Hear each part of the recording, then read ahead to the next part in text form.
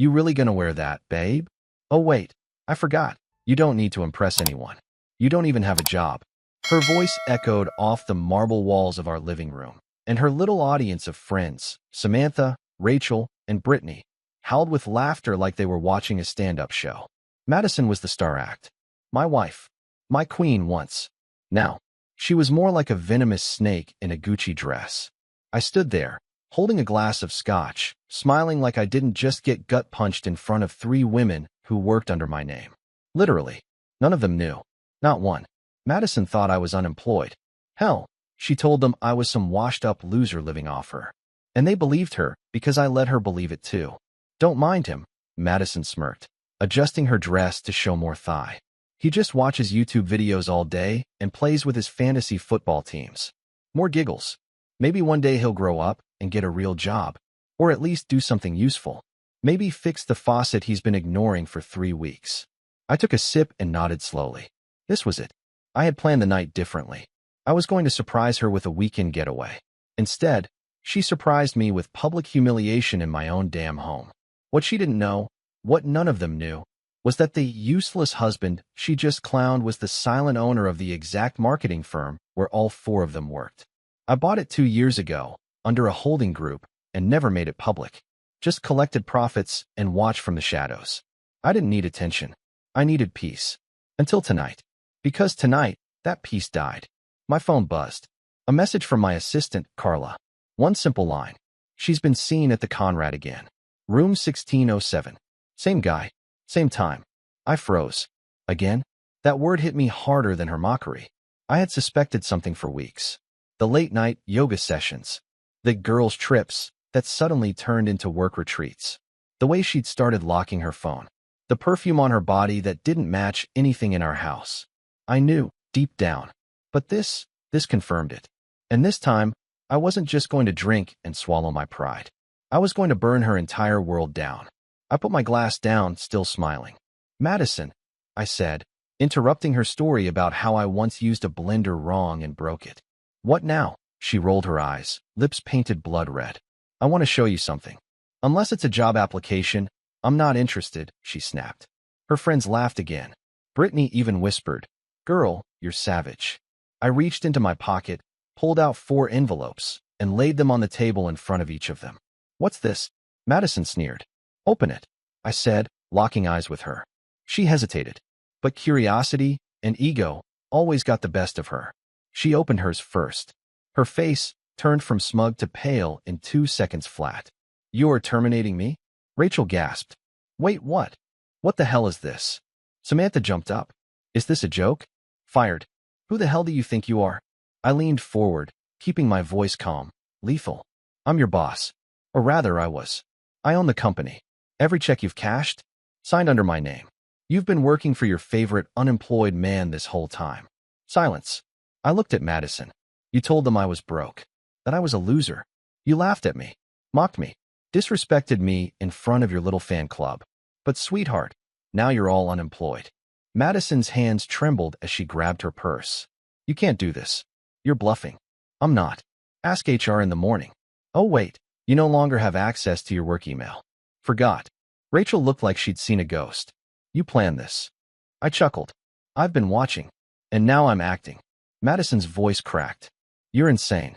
This is over." I stepped closer, lowering my voice. "Oh no, Madison. This is just the beginning." Because the next step? Catching her in that hotel room. And I wasn't going alone. I drove to the Conrad Hotel like a man walking into his own execution, but smiling while doing it. Room 1607. Same guy. Same time. Carla never sent me bad intel. She was sharp, clinical, and loyal to a fault. When I hired her, I told her one thing. If anyone ever betrays me, find out before I do something stupid. She had never failed me. Tonight would be no different. The city lights blurred past me, but I wasn't really seeing them. My mind was racing. Flashes of Madison's laughter, her cruel jokes, the way she'd roll her eyes whenever I brought up anything meaningful. I kept trying to make excuses for her, telling myself marriage has rough patches, people get stressed, but no. She was just a heartless, manipulative little monster dressed in luxury and lies. I pulled into the underground parking garage and took the elevator straight up. The plan was simple. Catch them in the act. No yelling. No fists. No drama. Just cold, hard evidence, and a permanent goodbye. As I stepped into the hallway, the plush carpet muffled my footsteps. Everything looked too perfect. That five-star silence that hides the ugliest secrets behind polished doors. 1601, 1603, 1605. My heart started pounding. I stopped at 1607. Took a breath. Knocked once, loud and clear. Silence. Then movement. Who is it? A man's voice called, low and unsure. I smiled. Gotcha. It's room service. You forgot your champagne, I said flatly, mimicking the hotel style. A pause. Then the handle turned. The door cracked open, and there he was. Dylan. 6-foot pretty boy. Gym body. No brain. The same guy I'd seen in old photos on her phone once. Labeled, don't open, private folder. She'd sworn he was just an old friend. Liar. He blinked at me in shock, shirtless, eyes wide. Wait, who the hell are you? I shoved the door open fully. Madison was behind him, wearing my favorite black lace lingerie. Her face went pale as chalk the second she saw me. Jason. What the F asterisk asterisk asterisk. I stepped inside, calm as ice. Don't stop on my account. Looks like you were having a hell of a night. Madison scrambled for the blanket. Dylan just stood there, frozen, caught between trying to run or play tough. I looked straight at her. You said yoga, remember? That's a hell of a downward dog. Jason, please, this isn't what it looks like. I laughed. Hard. Don't insult me. I'm standing right here. I'm watching it with my own eyes, Madison. Don't even try. She wrapped the blanket tighter and glared. Maybe if you had a real job. Maybe if you weren't so damn boring lately. Maybe I wouldn't have to come here. I blinked. There it was. No apology. No guilt. Just blame. She'd been cheating for months, and now it was my fault? Dylan muttered. Look, man, I didn't know she was married. I turned to him. You did. I saw the texts. The he doesn't deserve you messages. That just leave him already once. Don't lie now. He stayed quiet. Madison stood up, eyes wild. So what? You caught me. What now? You gonna cry about it? Go run back to your video games, loser. My jaw clenched, but I stayed calm. Because rage wasn't the weapon. Truth was, I already fired you, I said quietly. You and your friends. They're probably texting you right now. HR has your paperwork. Access gone. Benefits cut. Everything. Her face twisted. What? You're bluffing. Nope. You mocked the wrong man in the wrong house. And now you've lost everything. She screamed. Actually screamed.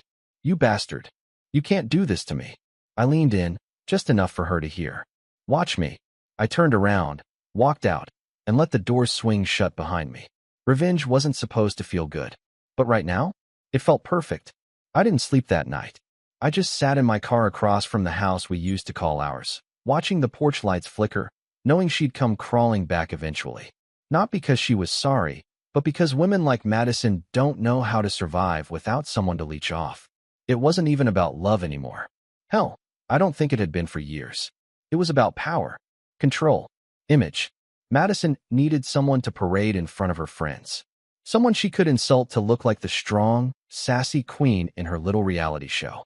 Someone to hold her designer bags while she pretended she earned them.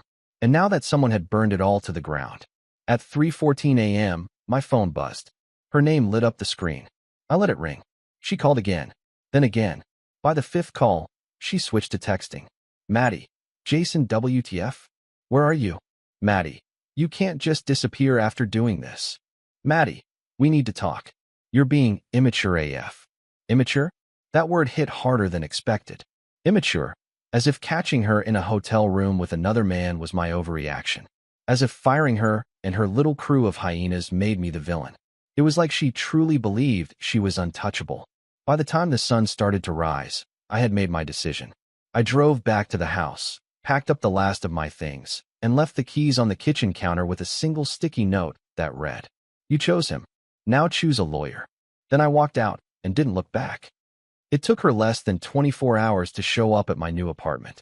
I heard the knock first, then her voice, shrill and furious. Open the door, Jason. Don't play games with me. I didn't want to deal with her, but something in me needed to see her face one more time. Not for closure, for confirmation that she really was the venom I'd always suspected. I opened the door. She stood there in sunglasses, sweatpants, and yesterday's rage. Her makeup was smeared, and her hair looked like she'd fought a wind tunnel. For the first time in years, Madison didn't look like a goddess. She looked like a wreck. "You think this is funny?" she screamed. I folded my arms. "What exactly?" "Everything. You fired me, humiliated me, took everything. You're acting like some petty psycho." I raised an eyebrow. "You cheated on me. I made a mistake. People make mistakes. You mocked me, Madison. In front of your friends. In front of people I employed. You didn't just lie. You made me into a punchline. I was a joke to you." Her lips trembled. "It wasn't like that. It was exactly like that. You didn't just betray me. You enjoyed it." She stepped inside without permission, pacing. "So what now? You think you're going to move on and live happily ever after? With who, Jason? You don't have anyone. You're just a bitter man with a bank account." I smirked. "And you're a bitter woman with nothing left to take." That hit her. Hard. I saw it in the way her mouth opened and closed, searching for a comeback. But there wasn't one. "You want to talk lawyers?" she snapped. "I already have one. And the prenup you begged me to sign when you thought I had no assets? It's ironclad." She froze. "You had me sign a prenup, knowing you were rich?" I nodded. "I knew what kind of woman you were the moment you flirted with the waiter at our engagement dinner. I hoped I was wrong, but you just proved me right." She stared at me like she didn't recognize the man standing in front of her. I didn't blame her, because the man she mocked, he was gone, and the one replacing him wasn't taking **** from anyone ever again. A week passed. No texts, no calls, just silence. It was the kind of silence that doesn't bring peace, more like the silence before a storm. I kept working, quietly, strategically, letting my lawyer handle the legal side, while I took care of what mattered more: my name, my dignity, and the pieces of my life she hadn't yet poisoned. Then, just like I predicted, she made her next move. I got a letter delivered to my office. Fancy envelope, heavy paper, gold trim. Inside was a handwritten note, because Madison believed drama always looked better in cursive. "Jason, you've embarrassed me. You've destroyed my career and reputation. I want to resolve this quietly. Let's meet, just the two of us. No lawyers. No shouting. You owe me that much. I read it 3 times. You owe me that much." That sentence stuck in my head like a needle. I owed her, after everything she did, but still I agreed. Because sometimes, to kill a snake, you have to let it slither a little closer. We met at the rooftop bar where we'd had our 3rd date. Back when I still thought she was real. Back when she pretended to love beer and sarcasm and late-night pizza. Before she replaced all that with Prosecco, designer bags, and Instagram quotes about self-love. She arrived late, of course. Madison never did anything without an entrance. This time she wore a red dress, tight enough to scream desperation and expensive enough to make the waiters trip over themselves. "Jason," she said, sliding into the chair like she was auditioning for a soap opera. "You look tired." I smiled calmly. "You look overdressed for someone unemployed." She rolled her eyes. "Still petty, I see. And you're still fake." A long pause. Then, she leaned forward. "Look, I know things got messy, but we can fix this." I laughed in disbelief. "Fix what? My trust? My pride? The way you sold me out in front of strangers for a few cheap laughs?" "You made your point," she snapped. "You wanted to humiliate me, and you did. But now you're going too far. You're trying to erase me from everything." I leaned in. "No, Madison. I'm just erasing the infection. You lied, cheated, disrespected me for months. You used me. And the moment I stopped playing dumb, you started calling me the villain. You knew," she whispered. "You always knew I wasn't perfect. I never wanted perfect. I just wanted honesty. You couldn't even give me that."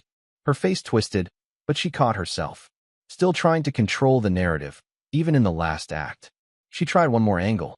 "We had good times," she said, suddenly softer. "You remember Maui? The nights we stayed up drinking and laughing in. And then you'd text Dylan while I was asleep?" She went quiet. "You think I didn't know?" I said, voice sharper now. "I saw it all. The photos. The secret apps. The way your phone always faced down. I even saw your group chat with the girls. How you called me the house cat and joked about keeping me tamed while you had your fun." Her eyes darted away. "You had me," I said. "You had someone who loved you, protected you, trusted you, and you turned me into a punchline. For a moment, just one damn second, I saw something behind her eyes. Maybe regret. Maybe just fear that her little world was cracking beyond repair. Then she said the line I'll never forget. You never knew how to handle a woman like me. I stood up, tossed a 50 on the table. You're right, I said. But now I do. I walked out. No drama. No slamming chairs. No shouting. Because the most powerful revenge is walking away from the mess like you never needed it to begin with. I thought that would be the end. But women like Madison don't vanish when the curtains fall.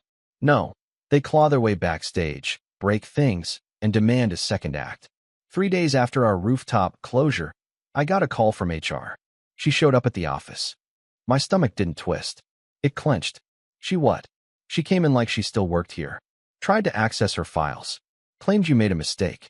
When we told her she was terminated and escorted her out, she screamed you were having a breakdown and that you'd regret everything. That sounded about right. Madison was losing her grip on the world she thought she controlled, and she was going to make noise everywhere she could, especially now that her golden parachute was gone. So I prepared. I had Carla pull every recorded interaction, every nasty message she ever sent through company email, every HR complaint from employees who'd been bullied by her clique. I built a digital war chest. Not to use it, just to have it ready. Because Madison was spiraling. And people like her don't just fall. They try to drag you down with them. That night, I sat in my apartment with a drink in hand, replaying her voice in my head. You never knew how to handle a woman like me. She was right. I didn't. But I did now. And the more I thought about it, the clearer it became. I had spent years in a silent kind of prison. Not one with bars, but one with expectations. She wanted a husband who obeyed without question, who smiled in photos, laughed at insults, and handed over his wallet like a trophy. She wanted a man who'd let her cheat, lie, and twist reality so long as the illusion of the perfect couple stayed intact. But I wasn't a puppet, and she was never a queen. She was a parasite. I just never realized the chains I wore were custom-made by her sweet voice and fake affection. The next morning, I got another call. This time from Rachel, one of the 3 women who'd laughed the loudest at that awful dinner party. Her voice shook when she spoke. Jason, I didn't know. I frowned. Didn't know what? About Dylan. About all of it. I thought you were just lazy. That's what she told us. That you played video games all day and smoked weed. I couldn't help but laugh. That's what she told everyone. The truth was never part of her narrative. She's losing it, Jason. After you fired us, she's been unraveling. She's calling everyone. Threatening. Crying. Raging. I'm done with it. I'm done with her. I just wanted you to know. I'm sorry. There was a pause. You deserved better. I didn't respond right away. Because hearing it, finally, from someone who had once laughed at me, stung more than I expected. After we hung up, I stared out my window for a long time.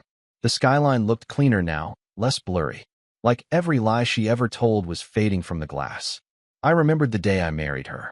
The way she smiled in that white dress, clutching my hand like I was her whole world. And I wondered if, for a moment, it had all been real. If there was ever a version of her that loved me. But love doesn't humiliate. It doesn't betray. It doesn't leave you drowning while it watches from the shore. No, Madison never loved me. She loved the idea of being adored. And when I stopped worshiping her, she built a golden pedestal for someone else. Someone who gave her attention, but none of the substance. Now, that pedestal was in pieces. And I was the one walking away, free. The prison door had been open all along. I just never dared to walk through it. Until now. I knew it wasn't over. Madison was the type who didn't just lose. She had to make sure you felt her pain, even if she was the one who caused everything. The text came in while I was at lunch with a client. 3 words. Cold. Calculated. You'll regret this. I ignored it. Kept talking business like nothing was happening. But a storm was brewing in my gut. Not fear. Not anxiety. Anticipation. Because I knew Madison's version of revenge wouldn't be quiet. And I was right. 2 days later, I got a call from the local police. Mr. Bennett, we'd like you to come down to the station for a few questions regarding a domestic incident report. What incident? I asked, holding the phone so tight my knuckles cracked. A woman named Madison Bennett filed a complaint. Said she feared for her safety. That you've been stalking her. I had to laugh. She's the one who came to my office, my apartment, sent dozens of texts. The officer stayed neutral. That's why we're just asking questions for now. She was trying to flip the script. Frame me as the unstable ex, make me look like the monster in a story she wrote with her lies. Maybe to get sympathy or attention or some legal leverage. I called my lawyer the second I hung up. He already knew. We're going to file a counterstatement, he said. I'll send them every message, every video. She's walking on a legal landmine. We just need to make sure we don't step into her chaos. That night, as I reviewed everything with my lawyer, videos of her screaming at my door, messages from Rachel, and even Brittany confirming the truth, I realized something else. She wasn't fighting to win me back. She was fighting because she'd lost control. It was never about love. It was never even about betrayal. It was about power. She had once held me like a puppet in her perfectly manicured hands. And now that the strings were cut, she wanted to burn the whole stage. I didn't respond to her texts. I didn't call. I stayed quiet, calm, calculating. But then, one last spark. Carla, my assistant, knocked on my office door. Jason, there's something you need to see. She handed me a printed email chain. Madison had contacted a journalist. She was trying to leak a story about abuse, about toxicity, about being the wife of a narcissistic CEO who hid his money while making her beg for scraps. She's trying to paint herself as the victim, Carla said softly. Of course she is, I said, jaw tight. She knows public sympathy's her last currency. Should we respond? I thought about it. Then I smiled. No. Carla raised a brow. No. She's using fire. I'll use ice. Let her scream into the void. I'll keep building while she self-destructs. Because the truth was, Madison's story had no legs. No proof. Just drama and desperation. And the more she pushed it, the more cracks appeared in her mask.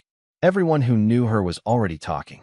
Her ex-friends, former co-workers, even her own cousin, who emailed me saying, "You're better off without her." We all knew. I closed the file and leaned back in my chair. She could shout. She could lie. She could twist everything into knots. But I had something she'd never understand. Peace. The kind that comes when the chaos finally burns out. The kind that can't be faked. The kind that feels like freedom. It hit me when I was sitting alone at a rooftop cafe, same spot Madison and I once celebrated her birthday. Back then, I paid for a private violinist, her favorite wine, and a designer bag she casually mentioned once in passing. She had cried that night, said no one had ever made her feel so special. Now, I wondered if even those tears were fake. The waiter dropped off my coffee and smiled. "Anything else, Mr. Bennett?" "No," I said. "I've got everything I need." And it was true. For the first time in years, I wasn't performing anymore.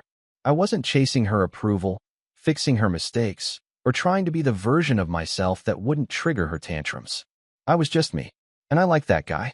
Still, the emotional wreckage she left behind wasn't easy to sweep up.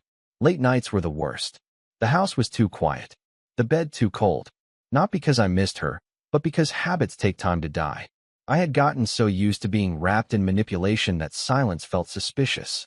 Some nights, I'd find myself scrolling through old photos. Fake smiles. Perfect lighting. Me holding her holding the phone. I looked happy, but now I knew I was just surviving. People ask what betrayal feels like. It's not just anger. It's like realizing the person you gave your soul to was drawing maps to your weaknesses the whole time. And when the moment came, they attacked exactly where it would hurt the most, because they knew. Madison knew how deeply I loved, and she used it like a weapon. I remembered the night I got sick, flu, high fever, could barely stand. She didn't bring soup, didn't stay with me. She went out with her friends. I heard her laughing on the phone that night, telling someone, "He'll be fine. He's not dying." That's when I should have known. But love makes excuses. Now, I was done excusing monsters just because I once kissed them goodnight. A week after her fake media stunt failed, I got a text from Brittany, another one of her ex-friends. "Brittany, thought you'd want to know. Madison's at it again. Said you ruined her life. Said she's moving out of state." I stared at the message for a while. "Good," I typed, then deleted it. What was the point? She was fading into the background now, becoming a name I used to flinch at, a ghost I no longer feared. There was a time I would have wanted revenge, would have wanted to watch her suffer, cry, beg for a second chance. But I didn't want that anymore. I didn't want anything from her. Because what do you take from someone who already lost the only thing that mattered, me? The old me would have never said that out loud. Would have thought it sounded arrogant or cold. But the truth? I was the prize. I was the loyal one. The provider. The man who stood beside her even when she twisted the knife and smiled while doing it. And I'd walked away with my integrity intact. She walked away with nothing but a trail of scorched bridges. That night, I stood in front of the mirror and said something I never had the guts to admit before. You were never the problem, Jason. She was. It felt like closing a chapter one never wanted to be part of. And for the first time in forever, I turned the page without fear. I saw her one last time. It wasn't planned. I wasn't lurking. I wasn't hoping. I was just living. It was a Sunday morning, crisp and quiet. I had gone out for coffee, just enjoying the kind of peace that comes when no one's lying to you anymore. The kind of peace that doesn't walk on eggshells or decode passive-aggressive comments over breakfast. And there she was, Madison, sitting alone at a corner table outside a cafe across the street. No friends. No man. No phone glued to her hand like an drip of validation. Just a half-drunk cappuccino and eyes that looked tired. Not sad. Not angry. Just tired. She didn't see me right away. I watched her for a moment. Not out of nostalgia, just curiosity. It felt like seeing a museum exhibit. Something that once held meaning but was now just an artifact. She glanced up. Our eyes met. I expected a reaction, a smirk, a glare, maybe even tears. But she looked away. And that silence? That nothing? That was the real closure. I didn't walk over. I didn't wave. I didn't say a word. Because there was nothing left to say, I went home and deleted the last folder with her name on it. The one with screenshots, voice recordings, legal documents, my war chest of proof and pain. I didn't need it anymore. I had already won. Not in court. Not on social media. In life. Because I had my soul back. I stopped checking her socials weeks ago, but out of morbid curiosity, I looked one last time. Private. No new posts. The comments on her last picture, some brand collab disaster, were filled with questions. Where have you been? Are you okay? What happened with Jason? She hadn't answered a single one. And that silence? That wasn't power. That was shame. It was over. Not with a bang. Not with revenge. Not with some dramatic courtroom showdown. But with the quiet, undeniable reality that she had burned every bridge, and no one was coming to rescue her from the ashes. So what did I learn? You can't save someone who enjoys drowning. You can't love someone out of their toxicity. And no matter how loyal, how patient, how generous you are, if someone's broken inside, they will shatter you to feel whole. But here's what else I learned. You can rebuild. You can pick up the shattered parts of yourself and realize they weren't broken, they were dislocated, bent to fit someone else's shape. You can be a man who's been lied to, cheated on, humiliated, and still be proud of who you are. You can walk away from the fire with scars and still hold your head high. And if you're lucky, really lucky, you'll find peace that doesn't need applause. To the men reading this, pay attention. If she mocks your ambition, isolates you from friends, makes fun of your silence, your goals, your routine, she's not teasing. She's testing. Testing how much you'll tolerate before you lose yourself completely. Don't wait until you're in a hotel hallway, listening to your wife giggle in someone else's arms. Don't wait until you fire her from your company to realize you never should have hired her in your life in the first place. Leave before the poison becomes your normal. And if it's too late, then burn the bridge. Walk through the smoke. And don't look back. Because sometimes the most powerful thing you'll ever say is nothing at all.